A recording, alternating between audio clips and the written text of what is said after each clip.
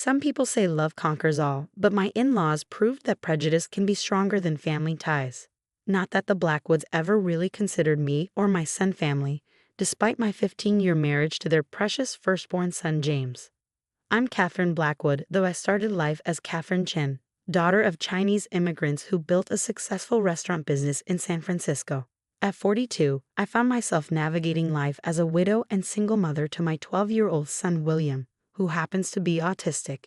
My husband James had been my strongest supporter, both in my career as an architectural preservationist and in advocating for William's needs.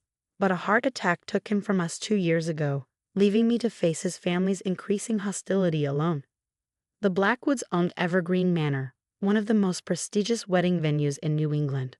The historic mansion and its perfectly manicured gardens had hosted society weddings for 4 generations. My sister-in-law, Christine, was about to become the latest Blackwood to marry there, and that's when everything came to a head. About the wedding, Catherine, my mother-in-law Margaret cornered me after Sunday dinner, her perfectly manicured nails wrapped around a crystal sherry glass. "We need to discuss William's involvement." I knew that tone. It was the same one she used when discussing the help or anyone else she considered beneath her. "What about it?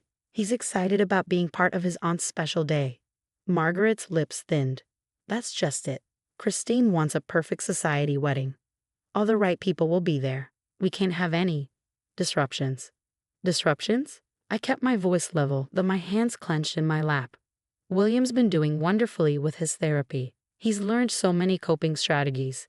"Catherine, dear, be realistic," Margaret interrupted.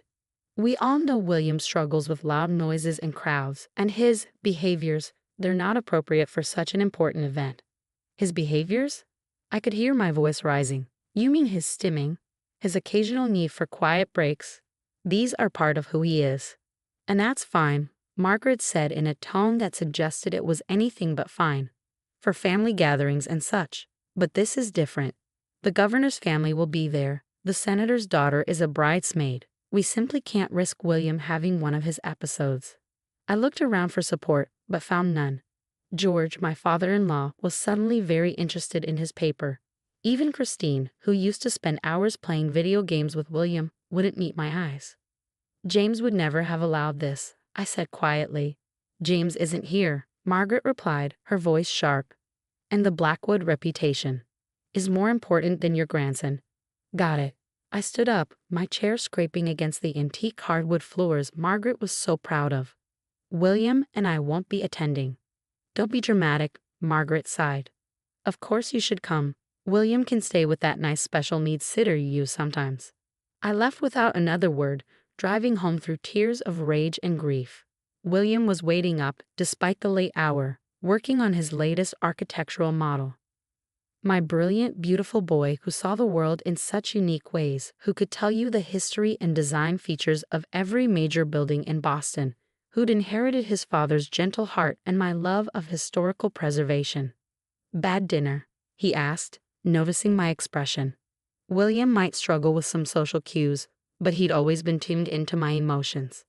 "Just Grandma being Grandma," I said, sitting beside him to examine his model. "A perfect miniature of Evergreen Manor. This is beautiful, sweetheart." "Thanks." I used the original blueprints from Great-Grandpa's study to get all the details right. His hands fluttered excitedly as he pointed out various features. "Did you know the east wing was added in 1892? And look at these supporting arches." I froze. "What blueprints from Great-Grandpa's study?" William looked puzzled. "The ones in the hidden room behind the library. I found them last month when I was exploring during Sunday dinner. There's all kinds of old documents in there." My heart started racing. James had once mentioned his grandfather's private study, a room that was sealed up after his death. Apparently, it wasn't as sealed as everyone thought. The next day, after dropping William at his specialized school program, I drove to Evergreen Manor. As the widow of the eldest son, I still had keys and security codes. The mansion was quiet, the wedding planning committee not due for hours. William's directions led me to the library, where he discovered a panel that opened into a small room that smelled of old paper and secrets. Dozens of filing cabinets lined the walls, each meticulously labeled. But it wasn't the architectural drawings that caught my eye. It was a thick folder marked Ownership Trust.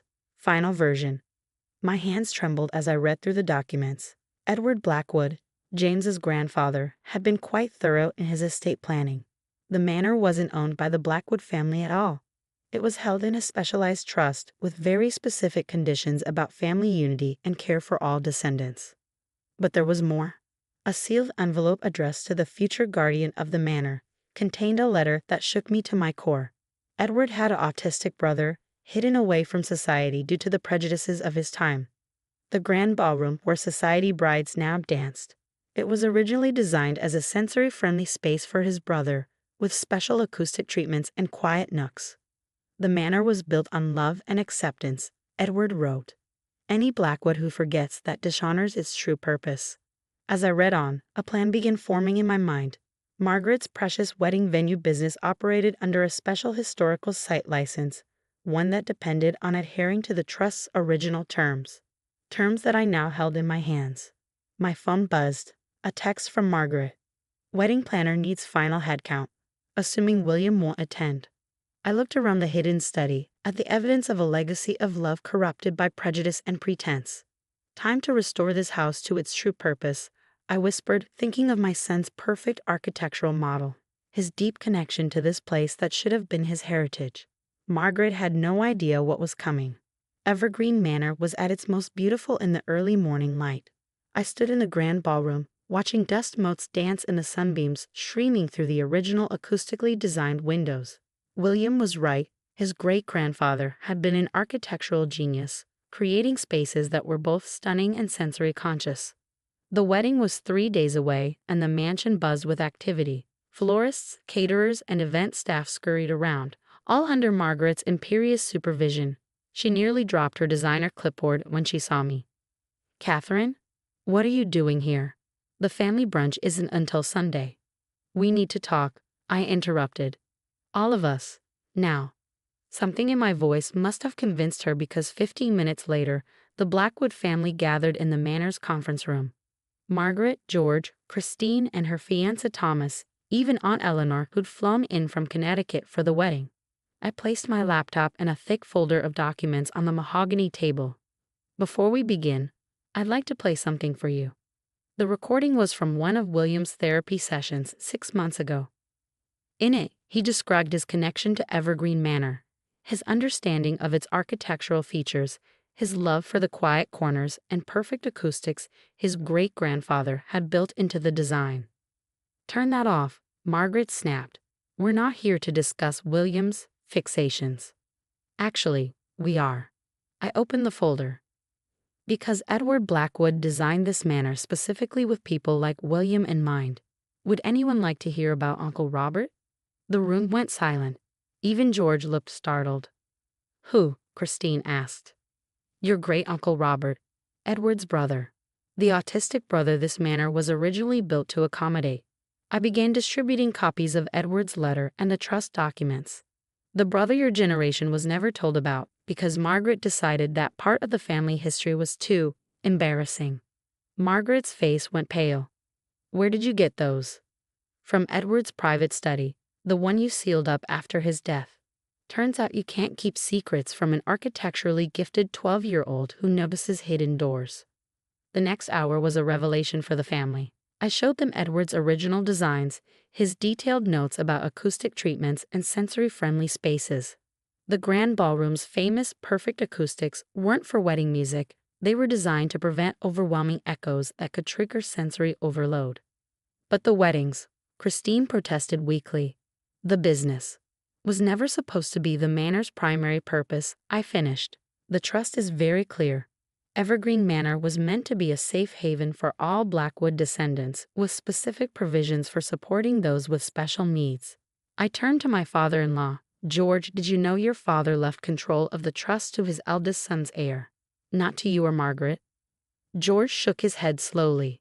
"Dad always said there were conditions, but Margaret handled all the legal aspects after we married." "Because she buried the truth," I said quietly. "But here it is. As James's widow and William's mother, I control the trust.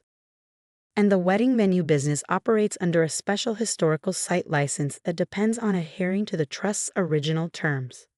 Margaret stood up so quickly her chair toppled backward. You wouldn't dare. Cancel the wedding business? No, but I am making changes. I laid out my terms clearly.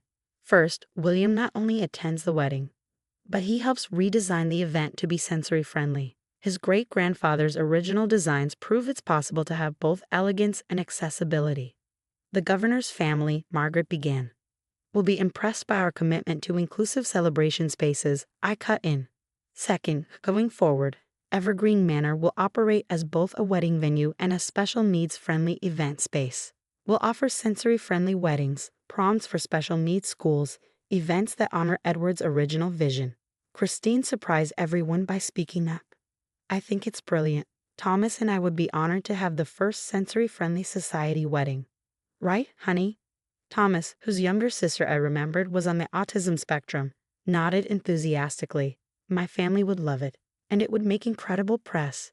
Historic venue returns to its inclusive roots. One by one, family members began to see the potential. George looked relieved, as if a weight he carried for years was lifting.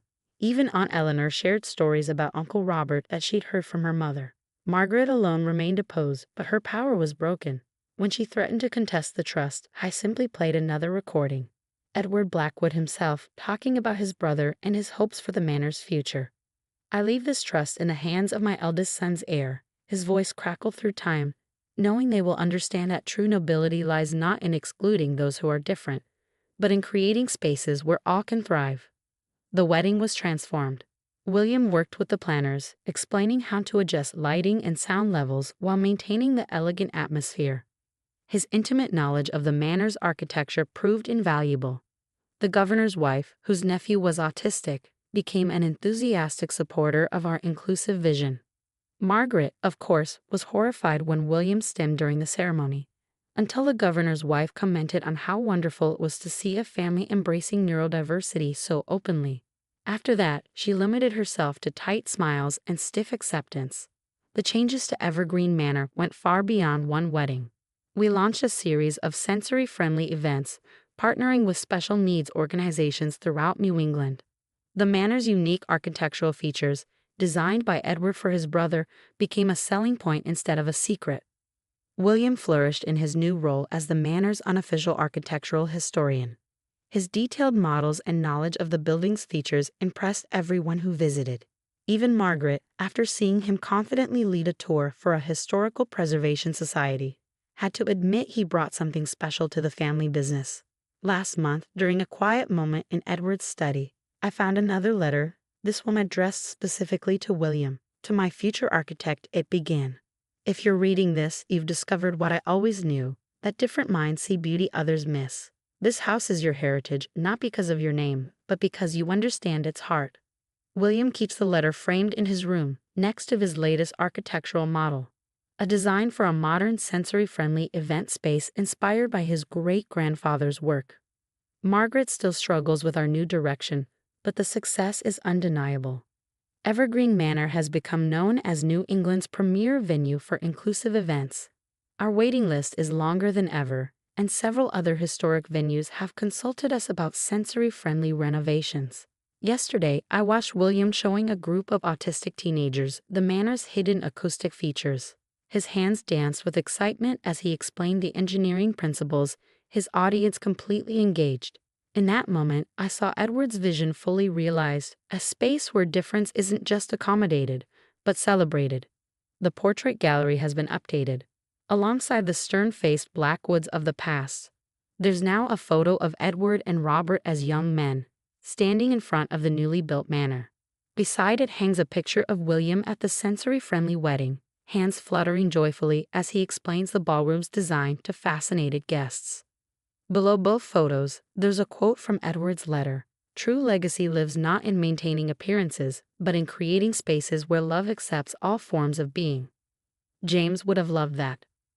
Sometimes, when the manor is quiet and the evening light filters through those perfectly designed windows, I swear I can feel the presence of both brothers, Edward and Robert, watching over their creation. Their dream of a house built on understanding and acceptance lives on, not just in the architecture, but in every inclusive event we host, every barrier we break down, every mind we open to the beauty of difference. And William, my beautiful boy who saw through walls to find the truth, continues to build on their foundation, creating spaces where everyone belongs, just as his great-grandfather always intended.